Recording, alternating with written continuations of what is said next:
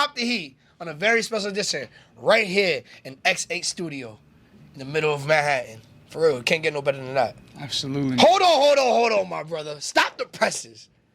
I do this to everybody, so I gotta do it to you. Who are you? Rob Linx. Rob Linx, what's good, my brother? What's going on, my G? Chillin', man. We in New York. We've been in New York a couple of days doing this really? media run. Okay. It feels great. I love the city. It's so much different than Florida. Is this your first time here? Nah, not my first time. I came a couple years back, like right after COVID. Okay. And I was staying in like BX with my boy, who's really like from out here. So okay. it was a great experience because we tried like the real, like not no tourist shop shit. You feel me? Like the real, genuine. The real chopped cheese, not the $10 chopped cheese. Nah, most definitely. All right, bet. Yo, so I got a question for you, bro. Before we even start talking about your project or anything, how is the most different? How is it being a Florida artist and like trying to connect to trying to work with New York artists, bro? Because they come over here and it's like, oh, this is a Florida jit. Who you know over there? Like, I think it's kind of easier, bro, because anybody that's not from here, New York artists are quick to hop on it, bro. So have you had I was gonna say that luck? My roommate that I live with down south is actually from New York, and he's an artist as well that I've made hella different songs with. So, and he does drill, and I'm a pop artist. Oh, what's his name? D-Seti. Shout out D-Seti. D-Seti, okay. He's on the come up for sure. Okay, Absolutely. fire. That's what's up. I met I got some Florida cats also. I think it's Jacksonville mostly. They live, their brand's name is Reach. Have you ever heard of them, Reach? I haven't, but I'm sure it's fire. Okay, cool, yeah. Anything coming out of Florida is fire. Yeah, absolutely. Have you ever ran into any other artists that's lit out there, like Kodak or anybody like, so Kodak came to my high school one time. He like pulled up to one of our basketball he pulled up to, how old are you? I'm 23. Whoa. That's crazy, bro. Nah, you big as shit, bro. I didn't even. Like that's crazy. All right, cool. When Kodak came to your school, like, what did you know you wanted to be an artist from that day? I wouldn't say it was that day specifically. Kodak is one of my favorite. He's in my top 3 for sure. I love Kodak, but I think when I wanted to become an artist was when I really just started writing out notes in my phone, like verse. I don't know if y'all remember the So Gone challenge or the 10 Toes challenge. Yeah. I ask every interview. And so that's when everybody thought they were a rapper posting their verses online and everything. And that was the first thing I ever went and wrote out.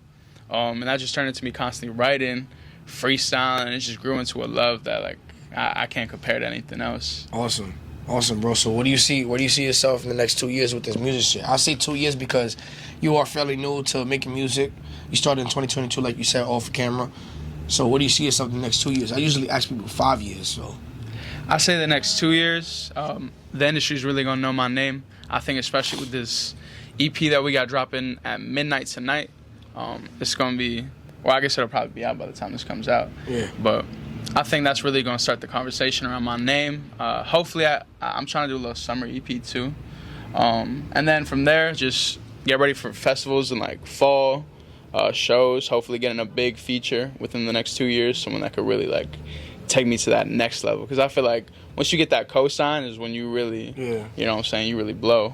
Okay. I'm not gonna lie, I like the clean face. Yo, I love when I meet artists when y'all don't got shit, bro. Swear to God. You got the nice clean tee. You got the nice regular Air Force ones. You got the chain on, bro, not doing too much. I know when you get some money, bro, this chain about to get dumb big. You about to have some designer on and everything. But what's the best part about being pure at your state right now as well, bro? Because not for nothing, that's my favorite part about working with an artist, when I know them before, the fame, the fortune, the money, bro, because I get to see the change in the human behaviors. I get to see the change in how you talk to me, how you talk to your peers and everything. You know what I'm saying? So, like, what's the first thing you're going to do when you sign that check?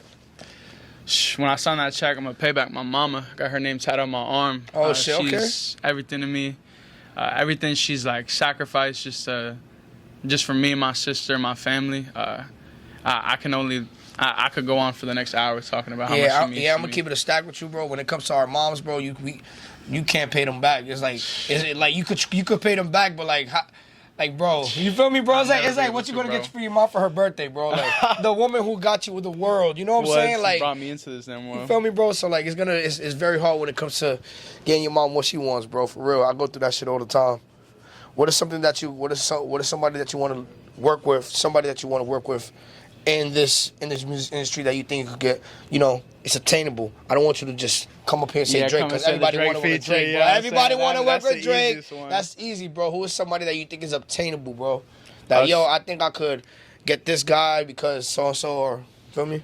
I think attainable, I would say maybe either like a Arden Jones or a Alexander Stewart or Jesse Murph's a little bigger, I would say. Okay. Or Jesse Ray's. They're both, those are both kind of bigger ones, but I think it could happen within. And those are all pop artists you just named? Yeah, those are mostly pop artists. I would love to work with, like, I would have named 3 rappers if I, like, went big, but I think, like, the pop scene, especially, like, some of these, like, bit smaller artists that are coming up, I can make some great shit with. That's awesome. That's awesome, bro. Can you tell me about, is this a gang? What's SB? What is that? This is SB Glove with the label, man. Shout out to the label. They're the reason we even out here right now. So. All right, that's what's up, bro. So you talking about you having a market run, a press run for your tape and everything. What's some other platforms that you've stopped on so far? So we did, the first thing we did was still got the Juice TV, which is cool. Just a little interview and performance scene. Okay, cool. And then yesterday we started off with the On the Block performance for 4 shooters only. Yeah. Then we did Hazard you did Lights. That? Yeah. Fire, bro. So I did that, and then we did the Hazard Lights performance after that. Yeah.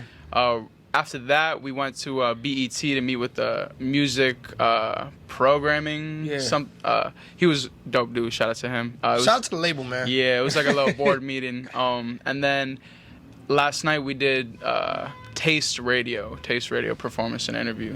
Awesome. So yeah, and then possibly I don't want to like I ain't even gonna say it, but we have a really big one maybe potentially later tonight. Okay. But it's really like it might not happen. All right, okay. Yeah, keep it to yourself. Tell me when the camera's on. If it does happen, like they'll see it. For sure, I bet. So, quick question, man.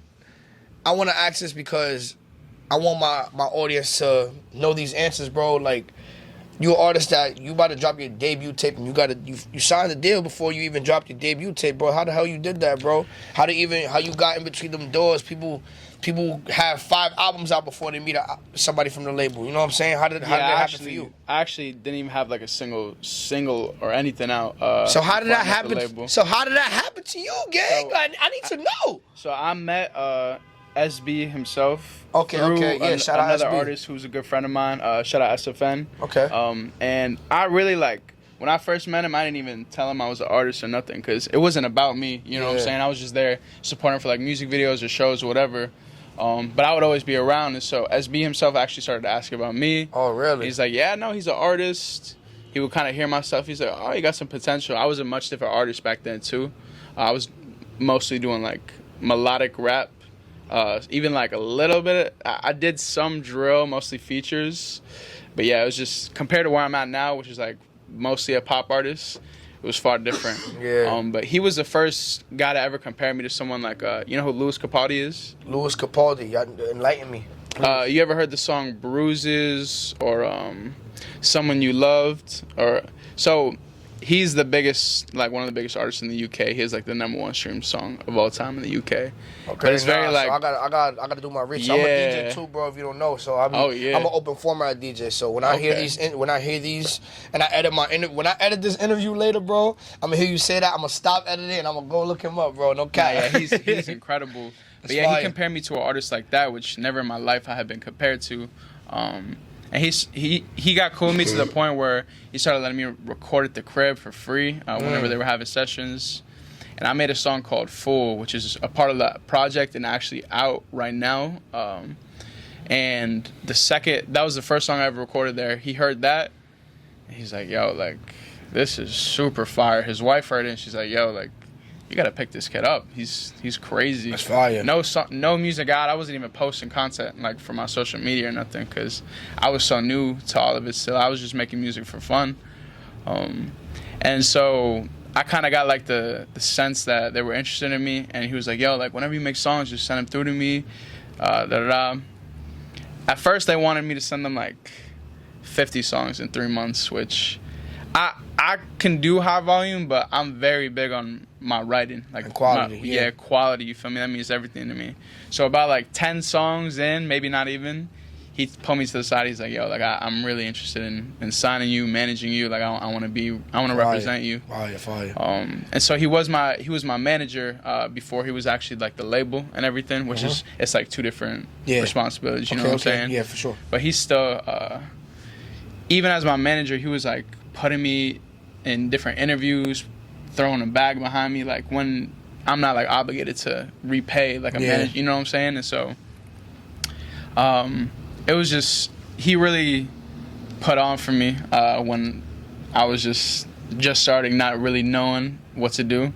And now he's putting a big bag on me I'm really his big investment, you know what I'm saying? And I know I'm going to make it back 10x, bro. I'm super excited to pay him back and everyone that's been helping me along the way. Super fire, bro. That's a great story. I want to touch on the project, bro, because my audience is probably like, yo, what's up? When that like, feel me? What's the name of the project? It's dropping this tonight at 12 noon. Midnight. How many tracks you got on there?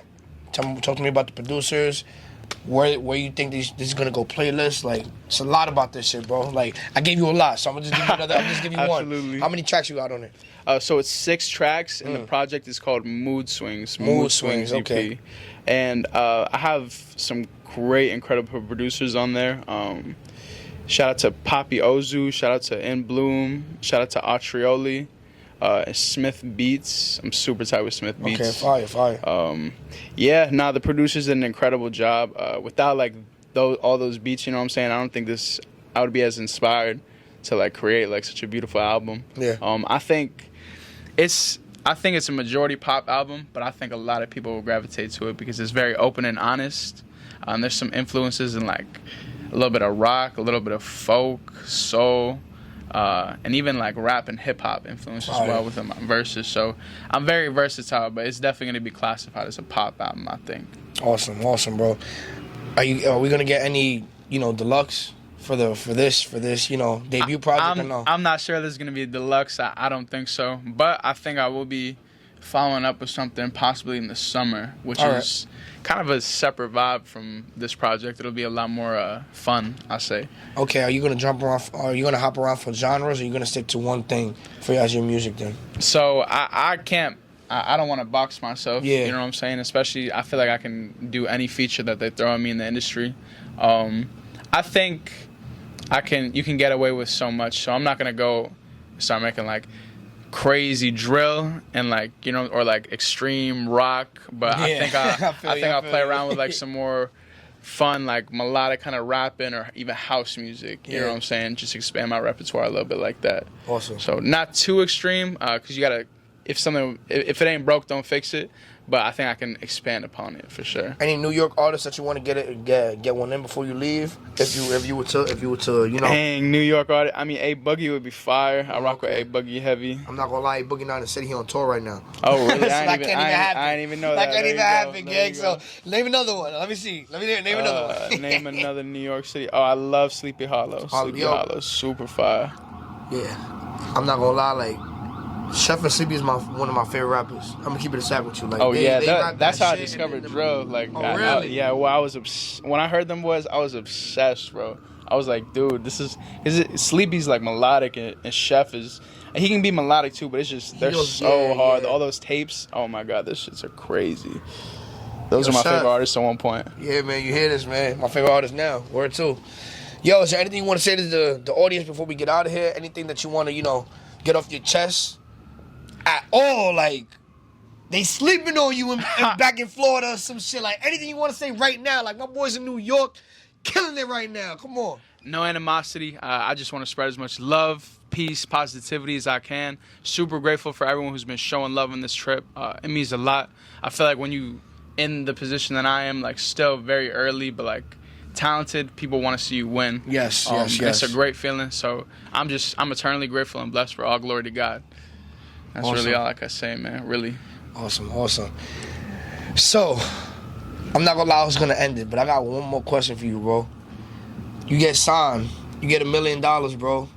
What's the first thing you gonna do with it, and not with your mother, bro? Like, what you gonna do for the community, bro?